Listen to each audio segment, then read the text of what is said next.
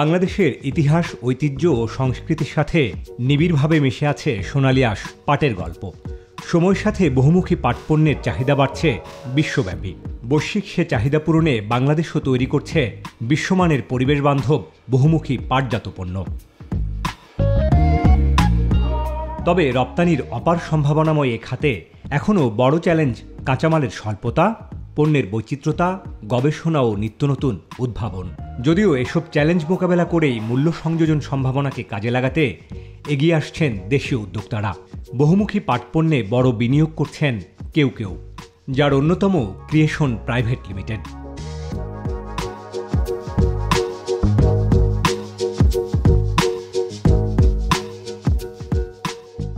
দর্শক সবাইকে ঈদ মোবারক। স্বাগত জানাচ্ছি পূবালী ব্যাংক পিএলসি ঈদ বিশেষ বিজনেস এক্সপ্রেসে।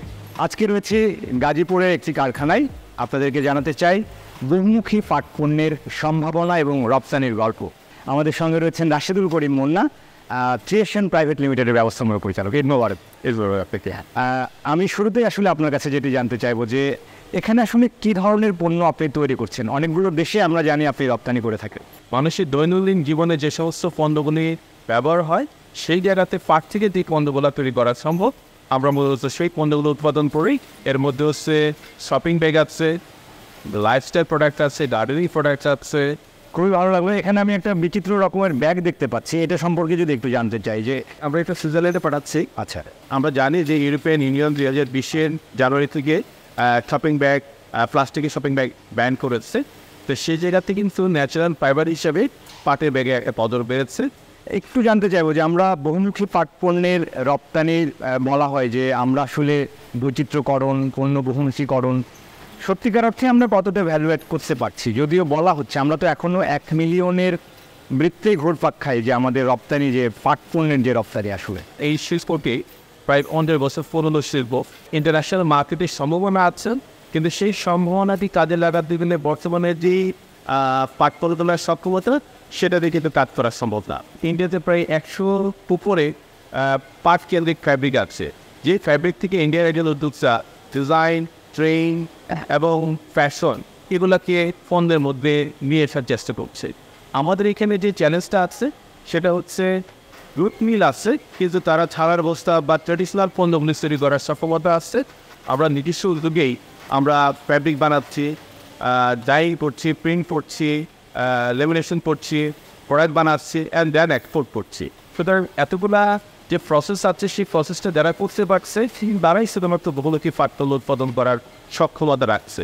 ইন্টারন্যাশনাল মার্কেটের ডিমান্ড আছে, কিন্তু সেই ডিমান্ডকে পূরণ করার জন্য আমাদের চিন্তা করতে হবে যে আধুনিক প্রযুক্তির পাট পণ্য কীভাবে দ্রুত বাংলাদেশে স্থাপন করা যায় এবং সেই জায়গাতে উদ্যোক্তাদেরকে কীভাবে উৎসাহিত করা যায়, তাদেরকে আস্থার জায়গাটা তৈরি করা যায়। সরকার যেহেতু ব্যবসা করবে না, কিন্তু এই পলিসি সাপোর্টগুলো যদি ক্যান্সেল করা যায়, আমি বিশ্বাস করে অনেক উদ্যোক্তা সাহস হবে, এগিয়ে আসবে। সমস্যাটা হচ্ছে বিশ্ববাজারের চাহিদা থাকলেও বিশ্ববাজারের চাহিদাটা কী, সেই ডিজাইনটা কী, সে পণ্যটা কী হবে, সেটা ফিনিশিংটা কীভাবে হবে, সেই কোয়ালিটিটা নিয়ে ওই মার্কেটে যাওয়ার জন্য যেহেতু আমাদের ব্র্যান্ডিংয়ের জায়গাতে একটা সীমাবদ্ধতা আছে। ইন্টারন্যাশনাল মার্কেটে যে ট্র্যাডিশনাল পণ্যের যে মার্কেট আছে, তারা জানে বাংলাদেশে পাট পণ্য হয়, কিন্তু এই যে ভ্যালুয়েটেড বা ফ্যাশনেবল যে প্রোডাক্টগুলি বাংলাদেশে তৈরি হয় এই বিষয়টা তারা জানে না।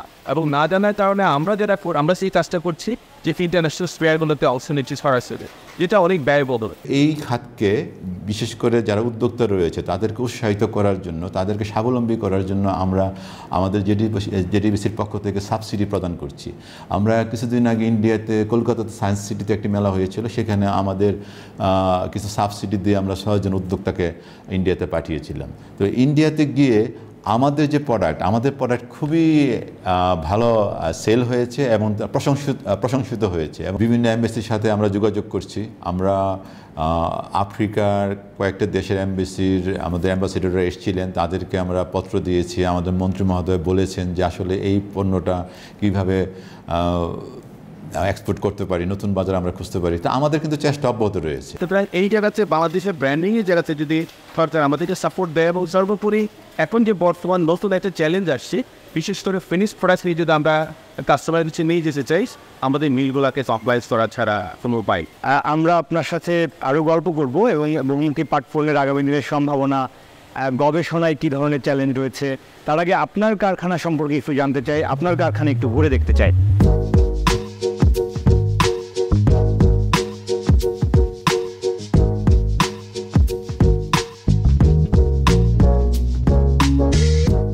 আমরা একটু আপনার এই কারখানার গল্প জানতে চাই, যে এখানে কী ধরনের পণ্য এবং র মেটেরিয়ালসগুলো কী, সেটি কীভাবে প্রসেস করা হচ্ছে একটু যদি আমাদেরকে বলতেন। আমরা মূলত যেটা করি সেটা হচ্ছে যে বেশ কিছু প্রোডাক্ট ক্যাটাগরি প্রোডাক্ট যেহেতু করছি, কোনো প্রোডাক্ট আমরা হচ্ছে পাট থেকে গ্রামে মেয়েরা হচ্ছে দড়ি তৈরি করছে বা বেনি তৈরি করছে, সেটা থেকে আমরা হচ্ছে ফ্লোর ম্যাট বা প্লেস ম্যাট বা বাস্কেট এই ধরনের পণ্যগুলো তৈরি করছি। আবার যখন হচ্ছে আমরা ব্যাগ বানাচ্ছি তখন আমরা ইয়ার্নটা মিল থেকে কিনছি, সেটা ডাইং করা, তারপরে সেই ফ্যাব্রিকটা উইভিং করা, দেন এটাকে ল্যামিনেশন করা এবং ব্যাগ বানানো, এই পুরো কাজটাই আমরা নিজেদের দায়িত্ব করছি। আমরা আবার বেশ কিছু গার্ডেনিং প্রোডাক্ট করি। হ্যাঁ, তো সেই গার্ডেনিং প্রোডাক্টগুলো আমরা হচ্ছে জুট ফ্যাব্রিক থেকে তৈরি করছি বা জুট ফেল থেকে করছি।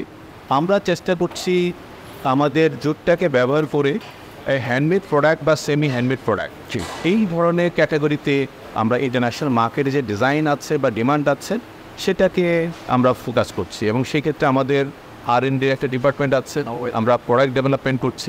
আমাদের ফ্যাব্রিকের ক্ষেত্রে যে ভ্যারাইটি, সেটি আসলে আমাদের বোধহয় একটা বড় দুর্বলতা রয়ে গেছে। যেখানে ইন্ডিয়াতে প্রায় 100 রকম ফ্যাব্রিক আছে, অর্থাৎ আমি যখন হোম টেক্সটাইল করবো এক ধরনের ফ্যাব্রিক লাগবে, আমি যখন গার্ডেনিং প্রোডাক্টস করবো আরেক ধরনের ফ্যাব্রিক লাগবে, আমরা যখন হচ্ছে কুশন কাভার করবো বা হাউস অ্যান্ড প্রোডাক্ট করবো সেখানে আরেক ধরনের ফ্যাব্রিক লাগবে। অর্থাৎ আমরা যখন প্রোডাক্ট ডেভেলপমেন্ট করতে যাই তখন সেটা হচ্ছে যে ব্যবহার করবে তার মেজাজ, তার অ্যাকসেপ্টেন্স এবং তার মার্কেটের ডিমান্ড অনুযায়ী আমাদেরকে প্রোডাক্টগুলি ডেভেলপ করতে হয়। আমি যখন হচ্ছে 5,000 বা 10,000 পিস আমি লোকাল মার্কেটে বা ইন্টারন্যাশনাল মার্কেটে সাপ্লাই করবো, আমার এই হ্যান্ডমেড প্রোডাক্টগুলো একটা ইউনিফর্মনেস ডেভেলপ করতে হবে। সেই ক্ষেত্রে আমি ওয়ার্কফোর্স তৈরি করছি, তাদের যে স্কিল সেটাকে আমার একটা লেভেলে নিয়ে যেতে হবে। এই লেভেলে নিয়ে যেতে গেলে কিন্তু উদ্যোক্তাকেই উদ্যোগী হতে হয়। সুতরাং এই জায়গাতে আমাদের একটা বড় চ্যালেঞ্জ হচ্ছে ইন্টারন্যাশনাল মার্কেটের ডিজাইন কী ধরনের হবে, কালার কী ধরনের হবে, ট্রেন্ডস কীরকম হবে, ওইটাকে মাথায় রেখে যখন আমরা প্রোডাক্টগুলি তৈরি করি এবং তখন হচ্ছে মার্কেট সেটাকে অ্যাকসেপ্ট করে। আমি মনে করি যে বহুমুখী প্ল্যাটফর্মের ক্ষেত্রে যে অপরচুনিটি আছে, যে বিশেষ করে ছোটো উদ্যোক্তাও উদ্যোগ নিতে পারবে, কিন্তু তাকে ক্রিয়েটিভ হতে হবে এবং অন্য যারা প্লেয়ার আছে, এক্সিস্টিং প্লেয়ার আছে, তাদের থেকে সে নতুন কিছু করতে পারছে কিনা, ইনোভেটিভ কিছু করতে পারছে কিনা, তাহলে কিন্তু অনেকে থাকা সম্ভবই সার্ভাইভ করাটা অনেক ইজি হয়। সুতরাং এই বিষয়টা হচ্ছে খুব গুরুত্বপূর্ণ, যে এই জায়গাতে সে যদি ভুল করে তার বিনিয়োগটা থমকে যাবে। তা আমাদের যে কিছু কিছু সমস্যা রয়েছে, যেহেতু একটা নতুন খাত, এটা আমাদের হচ্ছে ডিজাইন অ্যান্ড ডেভেলপমেন্ট, এই খাতে আমাদের কিছু প্রবলেম রয়েছে। আর একটা হচ্ছে যে আপনার জানেন যে R&D খাত, R&D খাতে আমাদের যারা জুট ব্যবসায়ী রয়েছে এদের আসলে খুব কম পরিমাণে এদের ইনভেস্ট রয়েছে, হাতে গোনা কয়েকজন ছাড়া বাকিদের খুব ইনভেস্টমেন্ট নেই। একটু জানতে চাইবো যে আপনার কারখানায় আমরা ঘুরে দেখলাম যে অনেক কর্মচারীরা কাজ করছেন, এখানে আসলে কি পরিমাণ আপনার শ্রমিক কর্মচারী, এবং গ্রামেও বলছিলেন যে আপনাদের বেশ কিছু তৃণমূল উদ্যোক্তা রয়েছেন বা যারা কাজ করেন এই ক্ষেত্রে। আমাদের এখানে দুইটা প্ল্যাটফর্ম, একটা হচ্ছে অ্যাজ এ ইন্ডিভিজুয়াল মহিলা তার বাড়িতে বসেই কিছু র মেটেরিয়ালস আমরা সাপ্লাই করছি তাদেরকে, তারা সেই ধরনের মেটেরিয়ালসগুলো রেডি করছে তার ঘরে, সেটা আমাদের যে কোঅর্ডিনেটর তাকে সাপ্লাই দিচ্ছে, সে আমাদেরকে ফ্যাক্টরিতে পৌঁছে দিচ্ছে। এই জেলাতে আমাদের প্রায় কয়েক হাজার মহিলা কাজ করছে ঘরে ঘরে 3টা জেলায়। আর পাশাপাশি আমরা যখন ফ্যাক্টরিতে এটা আসছে তখন আমরা ফ্যাক্টরিতে এটা কাজ করছি, এখানে আমাদের প্রায় 200 ওয়ার্কার ফোর্স আছে এই মুহূর্তে।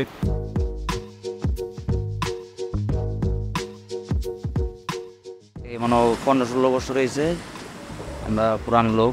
আমরা এই সাপ্তাহিক ছুটি পাই, তারপর এই বাৎসরিক ছুটি পাই। পড়ালেখার পাশাপাশি জবটা করা যায়, সেই সুযোগ সুবিধা সবাইরে দেওয়া হয়। এখানে আমি কাজ করি 2 বছর ধরে, এখানে কাজ করে আমরা আনন্দ পাই।